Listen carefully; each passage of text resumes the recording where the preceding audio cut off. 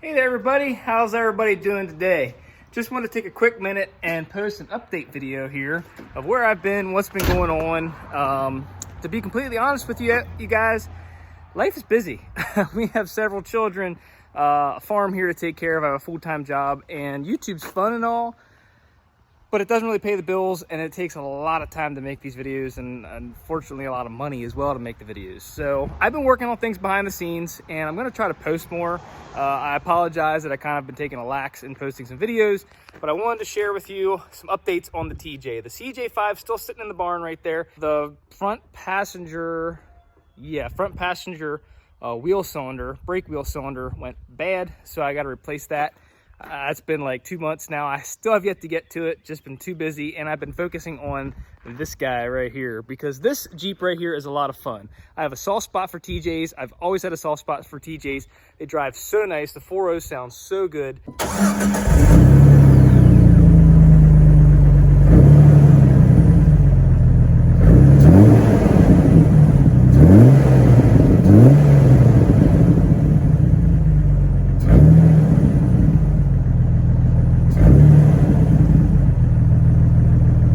And I found this one for a good price, sold the CJ3B and basically paid for this one here with what I sold the CJ3B for. So, I mean, it has a lot of miles on it, but let's do a quick walk around of this Jeep and I'll show you what exactly I've done to it so far. And we'll do a more in-depth video in the future of what I've done to it so far. I've been taking videos and stuff along the way. I just have yet to put the videos together. But let me just show you a quick rundown of what this thing looks like. And also, while I'm at it, please consider subscribing to the channel, like this video, and help with the engagement. Leave a comment down below. It definitely helps a lot with the algorithms and the engagement. And also follow me on Instagram right here.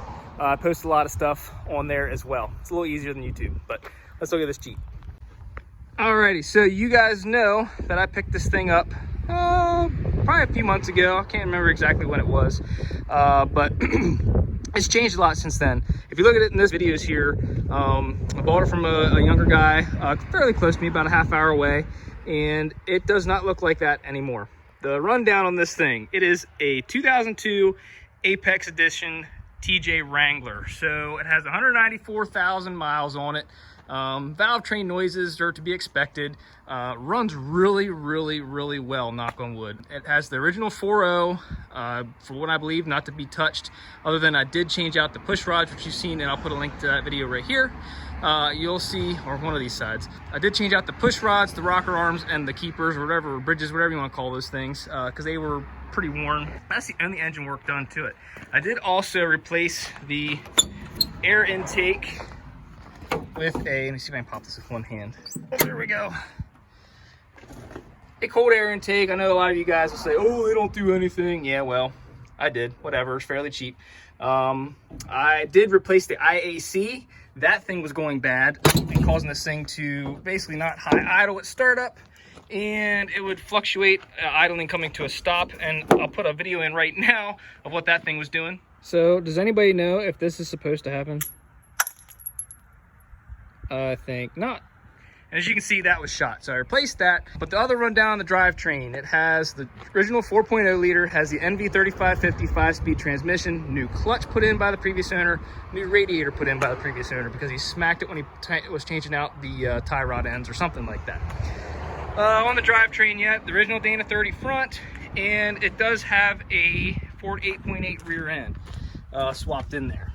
So I do want to change out the oil in those. I don't know when that's been done. It has a little bit of a leak. I do want to change out the oil in that and in the Dana 30. They were both regeared to 410s because the Apex would have come, if I believe correctly, with a Dana 35 rear end, which is no bueno. 33s might handle, but yeah, I'm not a big fan of the Dana 35. Anyway, the suspension, we'll do that next. I found a set of 4-inch rough country shocks to replace the blown out ones and coils that were on here before. And I do have a 3/4 inch spacer on the top there. Yes, not on top of the cushion, whatever you want to call that thing, whatever. Bump stops rotted off, so I got to replace those. So it has 4-inch coils in the front, and in the rear, there's the frame fix. You watch the previous video, you'll see it does need some frame work. That's why I got it for a pretty good price. But I already got some quotes on that, and that should be fixed before too long. The rear has Terraflex 3-inch coils right here, and Bilstein shocks, Bilstein, whatever, in the rear. So it's kind of a Frankenstein lift, but here's why. When I put the 4-inch coils that I picked up on Facebook Marketplace on here, this thing sat, I'll put a picture in right now, with such a terrible, like 1.5-inch rake, even with the 3/4 spacer in the front. Right now, it sits perfect, absolutely perfect. It's about 3/4 inch higher in the rear with a full tank of gas. Why that does that, from what I understand, the Ford 8.8 has a larger axle tube diameter, larger splined axle shafts, all that good stuff. So it does sit a little higher in the rear. So I basically took an inch out of the suspension in the rear, and it's sitting perfect. It's sitting absolutely perfect for where I want it. And everybody asked me, yes, these are original seats, and they're really cool with Apex Edition. It would also had a sticker on the hood, that's long gone. The control arms, uppers and lowers, are metal cloak. Let's go around the other side, I'll show you that. Better lighting over here. Uppers and lowers, and yeah, right here. Adam's rear drive shaft, slip yoke eliminator, and yeah, it runs really well, no vibrations. Tires are 33 by 1050, BF Goodrich KM3s, of course, and these are Desert Rat Tracker 3s, I think, with my own custom little center cap, because it would have looked like this right here, which I'm not like a huge fan of, but I also don't really hate. But I wanted the old school kind of like bump out look on the center caps, so I made that work.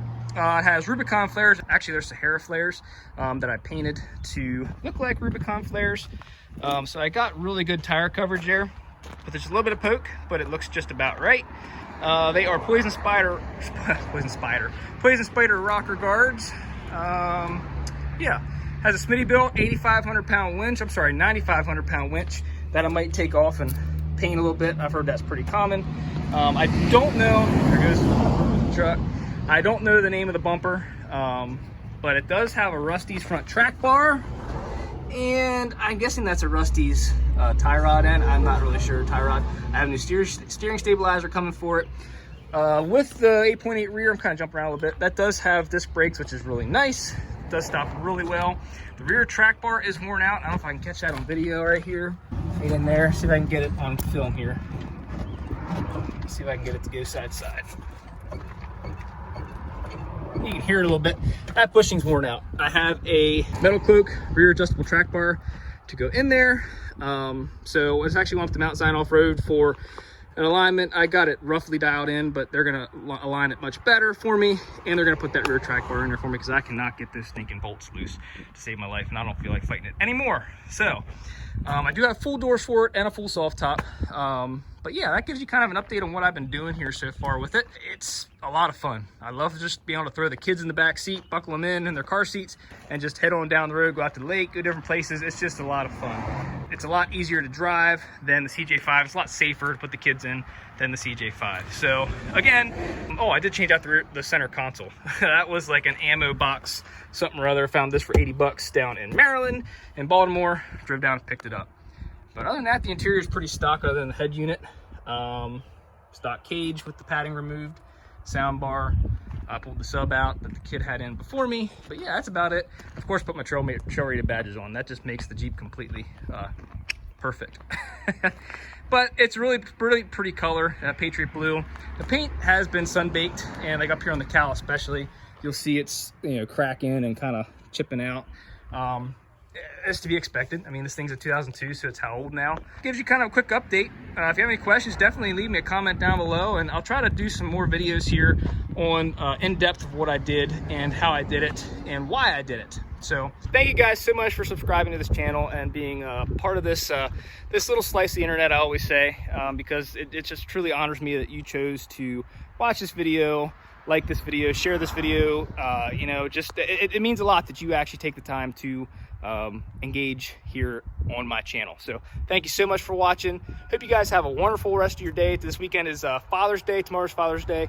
With all you fathers out there, have a wonderful day and have a great time with your family and friends. Thank you. We'll see you next time.